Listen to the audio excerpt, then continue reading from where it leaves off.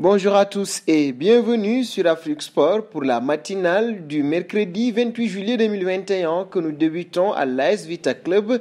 La saison 2021-2022 sera, en termes clairs, celle du renouveau pour l'AS Vita Club. Le départ de Florent Ibenge à l'issue d'une dernière aventure harassante va l'imposer. La direction de Moscovite travaille déjà pour la succession de l'actuel entraîneur de la RS Berkane. Si la reprise des entraînements est déjà faite sous les auspices de Raoul Chungu, le nom d'un technicien français est évoqué pour prendre les commandes. Il s'agit de Denis Goavec, une bien vieille connaissance des Dauphins Noirs. Il n'a pas fait long feu, juste quelques 6 mois moins épatants entre décembre 2011 et avril 2012. Et nous filons à Tokyo. Ici, l'Afrique du Sud a gagné ses 2 premières médailles aux Jeux Olympiques. Ces médailles ont été décrochées par Tatjana Schoenmaker et Bianca Buitendag. Tatjana a terminé 2e devant l'Américaine Lily King, double championne du monde et ex-championne olympique.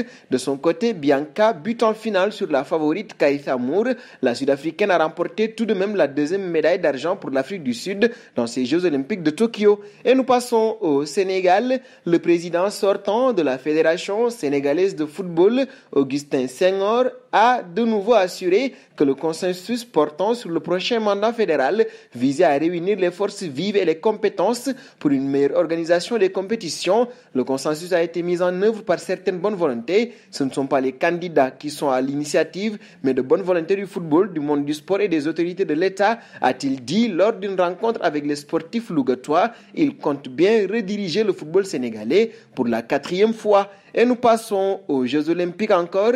Aujourd'hui, la France jouera son avenir dans le tournoi olympique de football avant son 3e et dernier match de la phase de groupe face au Japon. Le pays organisateur, Gignac et ses coéquipiers sont en ballottage défavorable. La France pointe à la 3e place avec 3 points et une différence de but négative de -2. Or, seuls les 2 premiers seront qualifiés pour les quarts de finale. Pour se qualifier, la France aura plusieurs possibilités. Une victoire par au moins 2 buts d'écart. Elle doublerait alors le Japon et n'aurait pas à se soucier du résultat d'Afrique du Sud-Mexique. Une victoire, peu importe le score, et un match nul de l'Afrique du Sud contre le Mexique ou un match nul cumulé à une victoire de l'Afrique du Sud contre le Mexique.